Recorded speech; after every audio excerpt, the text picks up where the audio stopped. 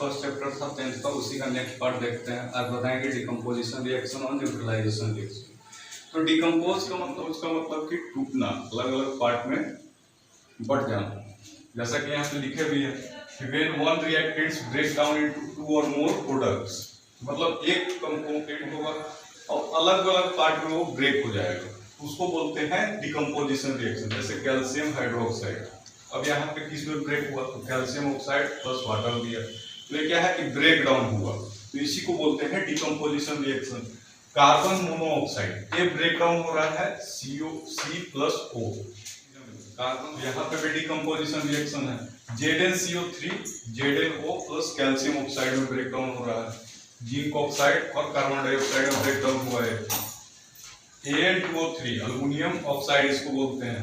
अब एक इसमें ब्रेक डाउन हुआ तो Al और ऑक्सीजन में ब्रेक डाउन हुआ, इसको बोलते हैं डिकम्पोजिशन रिएक्शन। नेक्स्ट है न्यूट्रलाइजेशन रिएक्शन। न्यूट्रलाइजेशन रिएक्शन किसको कहते हैं, तो न्यूट्रल मतलब होता है कि बीच का, मतलब कि एसिड बेस रिएक्शन होता है तो वो न्यूट्रलाइजेशन रिएक्शन बोलते हैं, कि साल्ट और वाटर फॉर्म करने के लिए, कि ना एसिड रहा हो ना बेस रहेगा। वो बन गया क्या, तो साल्ट और वाटर दे दिया हमको। तो साल्ट क्या है, न्यूट्रल है, बिना एसिडिक है ना बेसिक है। अब जैसे देखेंगे एग्जांपल में, NaOH एक क्या है, एक बेस है, और HCl ये क्या है, एक है एसिड। अब ये ब्रेक डाउन हो गया किसमें, NaCl प्लस H2O, मतलब कि न्यूट्रलाइज हो गया, ये बना दिया NaCl प्लस H2O। NaCl को कॉमन साल्ट भी बोलते हैं, जो हम लोग घर में यूज करते हैं। ये मैग्नीशियम हाइड्रोक्साइड, मैग्नीशियम हाइड्रोक्साइड क्या है, तो ये एक बेस है, और ये HCl है जो एक एसिडिक मैटर है, एसिड है। अब बन के क्या है, MgCl2, एक साल्ट दिया प्लस वाटर दिया। कैल्शियम हाइड्रोक्साइड एक, और ये क्या है, बेस है, और ये है एक एसिड H2CO3। अब ये दिया हमको क्या, calcium carbonate CaCO3 plus water, ये भी एक न्यूट्रलाइजेशन रिएक्शन हुआ। HCl plus KOH hydrochloric acid, और ये पोटेशियम हाइड्रोक्साइड एसिड है और बेस है, तो ये बना दिया हमको KCl और H2, इसको बोलते हैं न्यूट्रलाइजेशन रिएक्शन। अब न्यूट्रलाइजेशन रिएक्शन हुआ तो कहीं एसिड स्ट्रॉन्ग है, कहीं एसिड बेस है, तो उसमें साल्ट का नेचर कैसा होगा, तो अगर स्ट्रॉन्ग एसिड और स्ट्रॉन्ग बेस रहेगा तो दोनों क्या है, दोनों ही स्ट्रॉन्ग है, तो वो देगा जो साल्ट होगा वो न्यूट्रल होगा, ना एसिड होगा ना बेस में, बेसिक नेचर का होगा, तो होगा न्यूट्रल। अगर स्ट्रॉन्ग एसिड और वीक बेस रहेगा, तो स्ट्रॉन्ग एसिड है और वीक बेस है, तो इसका प्रभाव ज्यादा रहेगा, इसलिए साल्ट जो होगा एसिडिक नेचर का होगा।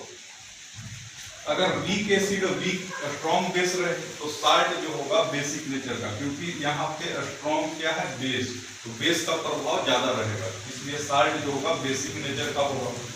वीक एसिड और वीक बेस रहेगा तो साल्ट जो होगा न्यूट्रल होगा, मतलब कि यहाँ पे किसी का ज्यादा प्रभाव नहीं है, दोनों का बराबर है, तो साल्ट का जो नेचर होगा वो होगा न्यूट्रल। तो ये था साल्ट का नेचर, कैसे पता करना है, तो स्ट्रॉन्ग एसिड है तो और स्ट्रॉन्ग बेस है तो साल्ट जो होगा न्यूट्रल होगा। स्ट्रॉन्ग एसिड है तो जिसका प्रभाव ज्यादा पड़ेगा उस नेचर में वो साल्ट ढल जाएगा, जैसे स्ट्रॉन्ग एसिड और वीक बेस है तो साल्ट का नेचर कैसा हो गया, एसिड के जैसा, एसिड ज्यादा स्ट्रॉन्ग है तो एसिड के रिएक्शन रिएक्शन। याद करने का तरीका कैसे है कि डिकम्पोज मतलब भी होता है टूटना, तो जो चीज टूट रहा है, मतलब एक से दो पार्ट में टूट गया तो क्या है, डिकम्पोजिशन रिएक्शन। कैल्शियम हाइड्रोक्साइड बन गया है calcium oxide plus water. Carbon monoxide carbon plus oxygen, ZnCO3 zinc carbonate, zinc oxide plus carbon dioxide. Aluminium oxide aluminium plus O2, ये सब क्या हो रहा है, तो डिकम्पोज हो रहा है, टूट रहा है। न्यूट्रलाइज मतलब कि ना एसिड रहेगा ना बेस रहेगा, मतलब न्यूट्रलाइज होकर एक नया सब्सटेंस दे दिया जो आ गया हमको सॉल्ट, ना एसिड है ना बेस है। अब यहाँ पे कोई कंफ्यूजन है कि साल्ट एसिडिक कैसे होगा, तो एसिडिक मतलब एसिडिक होगा नहीं, नेचर उसका एसिड टाइप होगा। जैसे किसी साल्ट का pH 7 है, 6.8 6.9, तो ये क्या है, एसिडिक नेचर है। अगर यही 7 से ज्यादा हो गया तो क्या हो जाएगा, 7.1 7.2, तो बेसिक नेचर में चल जाएगा, तो रहेगा तो वो भी साल्ट ही, लेकिन थोड़ा बहुत उसमें नेचर क्या प्रभाव आ जाएगा एसिडिक और बेसिक का, वो किसकी वजह से, तो स्ट्रॉन्ग एसिड और स्ट्रॉन्ग बेस की वजह से। वीडियो अच्छा लगा होगा तो लाइक शेयर और सब्सक्राइब कीजिए।